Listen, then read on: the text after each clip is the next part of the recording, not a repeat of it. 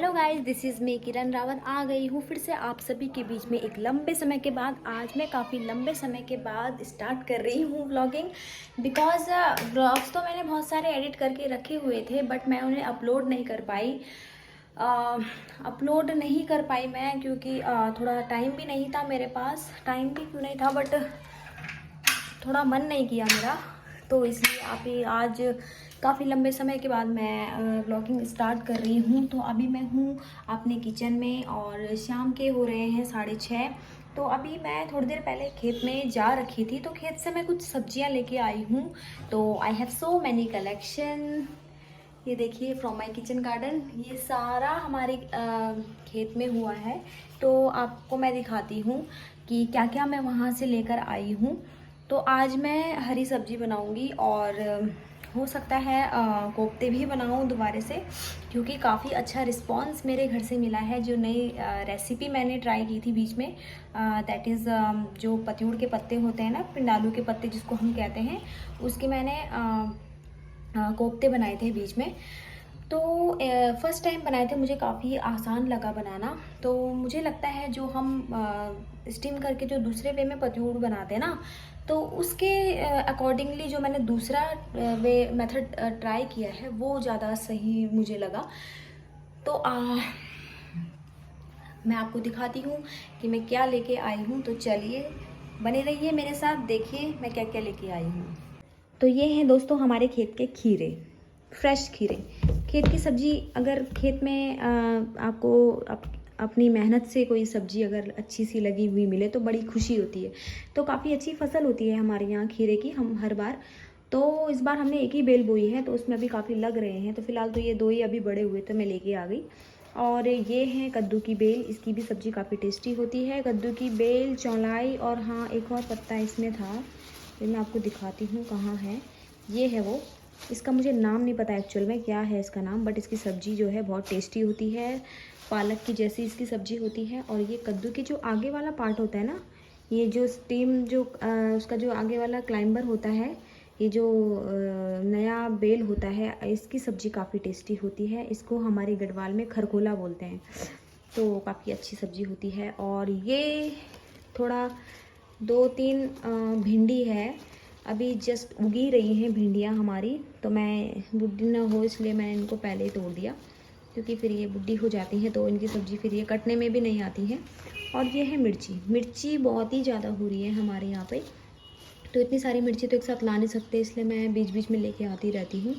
और ये है टमाटर के बच्चे, छोटे छोटे टमाटर, ऐसे लग रहे हैं जैसे चेरी होंगी, बट ये टोमेटोज़ हैं, काफ़ी खट्टे होते हैं, काफ़ी अच्छे होते हैं। और टमाटर इस बार बाज़ार में काफ़ी हाई रेट हो चुका है। कल पापा बोल रहे थे 120 रुपये किलो हो गए। अनएक्सपेक्टेड है ये, बट क्या कर सकते हैं, सब्जियां जब सब्जियों के भाव बढ़ते हैं ना तो एकदम बढ़ जाते हैं बस। ये है हमारे खेत की कुछ सब्जियां।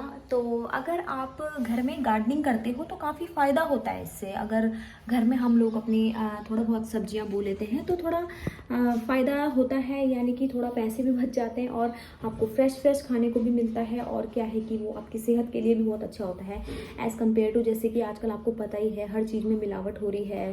तो जो मोस्टली जो वेजिटेबल्स हैं हमारी, जो सीज़न से पहले आ जाती हैं, तो वो भी इंजेक्टेबल होती हैं। थ्रू इंजेक्शन उनको बड़ा किया जाता है सीज़न से पहले ही। तो उसको ना खाने से अच्छा अगर हम अपने घर में ही सब्जियां लगाएं, अपने घर में ही साग सब्जी बोएं, तो वो ज़्यादा बेटर होता है। हालांकि हमें पता है जो हम वैराइटीज़ तो नहीं हम बो सकते खेत में, लेकिन जैसे जो हो रहा है, जैसे बीन्स वगैरह हो गई हमारी जो बंच में रखती हैं, आलू हो गए हैं हमारे, जैसे अपनी ये भिंडी हो गई है, कद्दू हो गया है, लौकी हो गई है। अभी काफ़ी बेल हमारे खेत में लग रही हैं। तो जस्ट अभी क्या है, सब्जियां उगी रही हैं। तो अभी आगे बहुत सारी सब्जियां होने वाली हैं हमारे खेत में। जैसे कि पिछली बार भी जो है लौकी बहुत सारी हुई थी, उसकी 2 वैरायटी हुई थी, एक गोल वाली लौकी, एक लंबी लौकी। तो काफ़ी लंबी चली थी वो। हाँ, एक सब्जी बार बार भी नहीं खाई जाती है, बट ये है कि आपके पास अगर मार्केट में अगर कभी सब्जी ख़त्म हो जाए तो ऑप्शन रह जाता है कि आप खेत में जाओ और जाकर तोड़ कर ले आओ। ये होता है, इसमें ये फ़ायदा है। तो अब मैं बनाऊंगी फ़िलहाल शाम के लिए। तो मैं क्योंकि मुझे अभी आजकल मेरी देवरानी मायके जा रखी होती है, तो मुझे मायके जा रखी होती है नहीं, मेरी देवरानी मायके जा रखी है, तो मुझे इसलिए सुबह से लेकर के अभी तक का जो मतलब अभी से लेकर के कल सुबह तक की रेडी करना होता है। तो अभी सुबह के लिए भी मुझे अभी ही सोचना है कि कल मैं क्या बनाऊंगी सुबह। तो चलिए फिर मैं अपने काम पे रखती हूँ, बीच बीच में आती रहूँगी आप लोगों से मिलने। तो आप लोग बने रहिए मेरे साथ, तब तक मैं काटती हूँ सब्जी और करती हूँ सुबह की प्रिपरेशन। तो फिर मिलते हैं, तब तक के लिए बाय बाय। आते रहेंगे बीच बीच में, बने रहिए मेरे ब्लॉग में।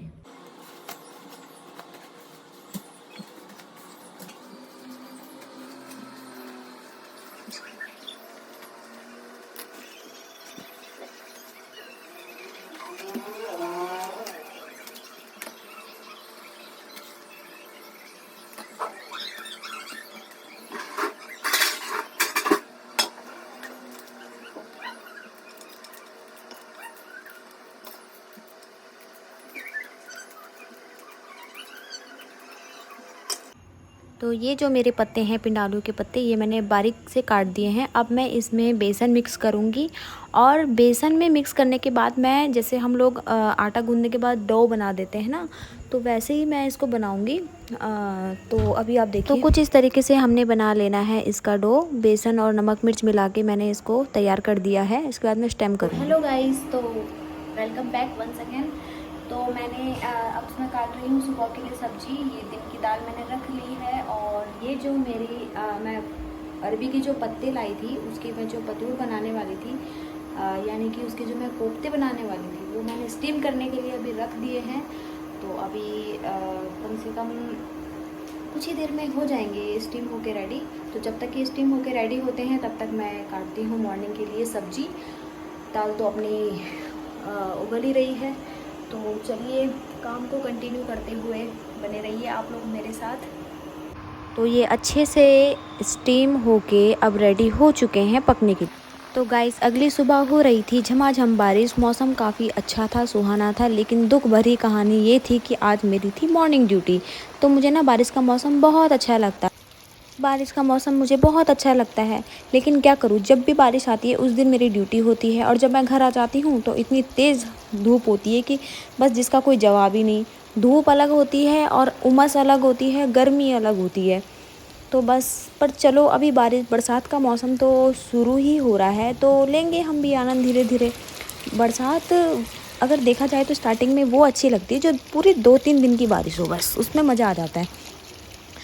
फ़िलहाल तो दोस्तों मैं व्लॉग को करती हूँ यहीं पर ख़त्म। फिर से नए कंटेंट के साथ आपसे फिर मुलाकात होगी। बने रहिए मेरे साथ और लीजिए आप लोग बरसात में पकौड़ों का मज़ा, और बरसात को करिए एंजॉय। और खूब पेड़ पौधे लगाएं, अपने आसपास हरा भरा वातावरण रखें, अच्छी वाइब्स के लिए, पॉजिटिविटी के लिए और एक मूड फ्रेशनेस के लिए। क्योंकि इस समय आप जो भी पौधे लगाते हो वो बहुत अच्छे उगते हैं, क्योंकि ये सबसे अच्छा टाइम माना जाता है। बारिश जो होती है वो काफ़ी अच्छी होती है पेड़ पौधों के लिए। तो आप ज़्यादा से ज़्यादा पेड़ पौधे लगाएं और अपने आसपास एक हरा भरा वातावरण बनाए रखें।